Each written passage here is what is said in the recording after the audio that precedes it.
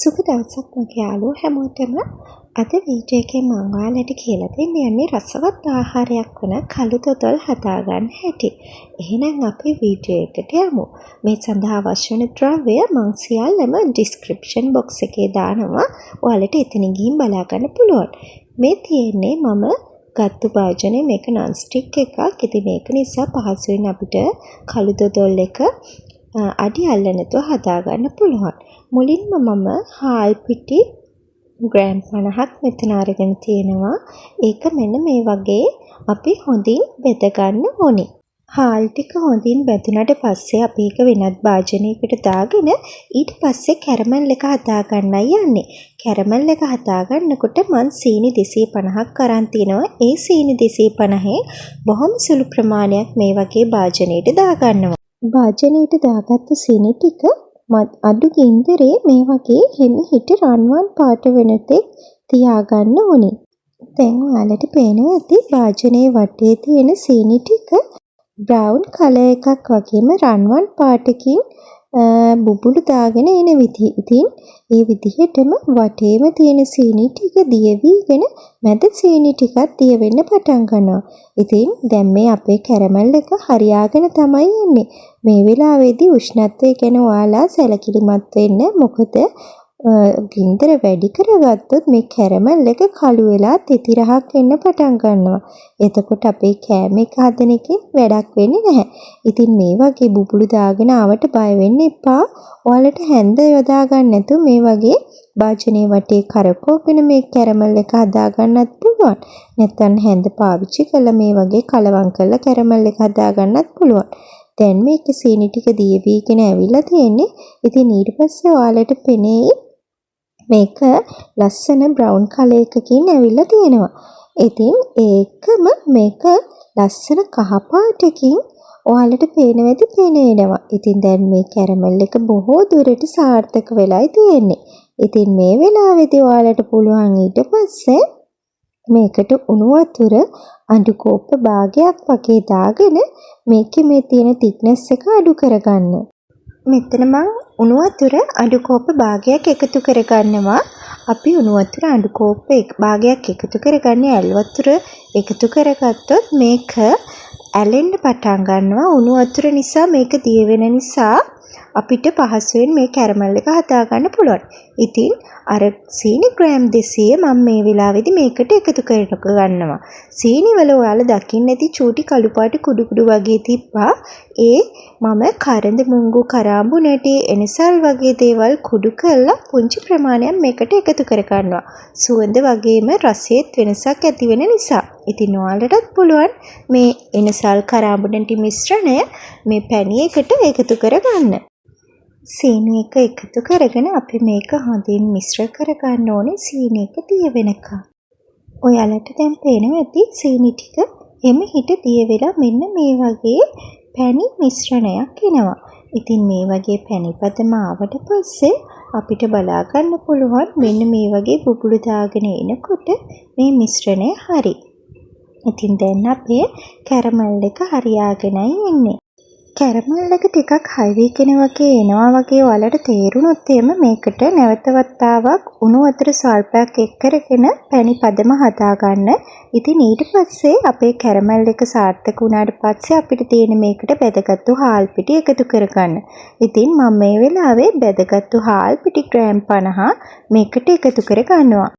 හාල් පිටි ටික එකතු කරාට පස්සේ මේක හොඳින් මිශ්‍ර කරගන්න ඕනේ.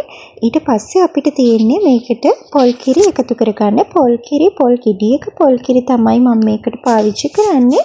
හොඳට වේලිච්ච පොල් ගෙඩියක් තමයි මේකට ඕනේ. එතකොට තමයි හොඳට දොදොලේ තෙල් පෑදිලා කළු පාටට ලස්සනට එන්නේ. ඉතින් මේ පොල් කිරි ගන්නකොට මම මේක පොල් කිරි හොඳින් මිරිකලා අරගෙන ශීතකරණයේ දාපුවාම පොල් කිරි එක අර උඩ කට්ට වගේ මිදිලා කොටසක් තියෙනවා. අන්න ඒ කොටස තමයි ඊට පස්සේ මම මේ වෙන් කරලා වතුරයි කිරි වෙන් කරලා ගන්න පුළුවන්. එතකොට ඊට පස්සේ උඩ තියෙන යොදේ වගේ කිරි ටික අරගෙන අර වතුර ටික අයින් කරලා තමයි මේ පොල් කිරි මිශ්‍රණය මම මේකට දාන්නේ. ඔයාලට පේනවා ඇති පොල් කිරි එක කැටි කැටි ස්වභාවයක්. ඒ කැටි ස්වභාවය මං ශීතකරණේ දාලා ගත්තු නිසා. ඉතින් මං ශීතකරණේ දාලා මේක පාවිච්චි කරන්නේ එතකොට මේකේ තියෙන අර වතුර ගතිය ඉවත් වෙලා නිසා අපිට මේ දොදොල් එක ගොඩ වෙලාවක් හැඳි ගන්න අවශ්‍ය නැහැ. ඉතින් මම මේ වෙලාවේ ලුණු ස්වල්පයක් එකතු කරගන්නවා රසය වැඩි කිරීම සඳහා. ඉතින් ඕනෙම කෑමකට ඩෙසර්ට් එකකට වගේම බීම එකකට උනත් ලුණු ස්වල්පයක් එකතු කරගත්තාම ඒකේ රසය තවත් වැඩි වෙනවා. අපේ කටට ලුණු රසය ඉතාමත් හුරුපුරුදු රසයක් නිසා හැම කෑමකකටම වගේ ලුණු ස්වල්පයක් එකතු කිරීම ගොඩක් වටිනවා. ඉතින් දැන් ඔයාලට පේනවා ඇති මේක වටේ බුබුලු දාගෙන ටිකක් මිශ්‍රණය තද ගතියක් වීගෙන එනවා. මම මේකට පාවිච්චි කරලා තියෙන නන්ස්ටික් භාජනයක් නිසා අඩිය අල්ලන්නේ නැහැ. ඉතින් ඔයාලා තාච්චියක් ඇල්මිනියම් වගේ ගත්තනම් මේක නොනවත්වා හැඳි ගන්න ඕනේ. මොකද වටේ බුබුලු දාගෙන එනකොට වටේම කරවීගෙන අඩිය අල්ලන්න බලන නිසා හොඳින් මේක කවලම් කරගන්න ඕනේ. ඉතින් ලොකු ප්‍රමාණයක් හදනවා නම් අපේ සහයට තව කෙනෙක් අත්‍යවශ්‍යයි. ඉතින් මේ හැඳි ගෑම තමයි දොදොල් එකේ තියෙන ප්‍රධානම දේ. මේක හොඳින් හැඳි ගෑවේ නැත්තම් මං කිව්වා වගේ අඩිය අල්ලන්න බලනවා. ඉතින් මේ වෙලාවේ හැන්දටත් ටිකක් බර ගතියක් දැනෙනවා. දැන් ඔයාලට පේනවා ඇති ටිකක් ලොකු බුබුලු දානවා. ඉතින් අපි හැන්දක් ගන්නකොටත් ඒකනේ සැලකිලිමත් වෙන්න ඕනේ. මොකද හැන්ද ටිකක් දිග එකක් වෙන්න ඕනේ. මොකද මේක බුබුලු දදා බුබුලු පුපුරනකොට අපේ අතට විසි වෙන්න බලනවා. ඉතින් මේ වෙලාවේ වෙලාව 7:00යි. මම මේක හදන්න පටන් ගත්තේ 7ට. ඉතින් 7ට පටන් අරන් 7:00 වෙනකොට මේ වගේ ප්‍රමාණයක් තමයි මේ දොදොල් එකේ ඉවර වෙලා තියෙන්නේ. ඉතින් බලන්න තාම දොදොල් එක මේ ආරම්භය හරියේ. මේක තව බුබුලු දාගෙන මේකේ තෙල් පෑදෙන්නවත් තාම පටන් අරන් නැහැ. ඉතින් දොදොල් හදන්න ගොඩ වෙලාවක් යනවා. පැය 3ක විතර වැඩක්. ඉතින් මේකටම ඇරිලා අපි මේ දොදොල් එක හදන්නම කාලය වෙන් කරගන්න තමයි ඕනේ. එකපාරට වෙන දේවල් කර කර දොදොල් හදන්න බෑ. ඉතින් ඒ වෙලාවේ ඒ දෙයටම යොදවන්න තමයි ඕනේ. ඉතින් ඔයාලට දැන් පේනවා ඇති මේක මේක නිකන් කිරි ටොපි මිශ්‍රණයක් වගේ.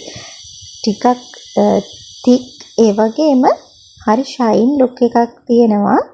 ඔයාලට පේනවා ඇති දැන් හරි ලස්සනට මේක නිකන් ලැමිනේට් කළා වගේ තියෙනවා. ඉතින් මේ වෙලාවේ මේ දොදොල් එකේ තෙල් පෑදෙන්න ළඟයි.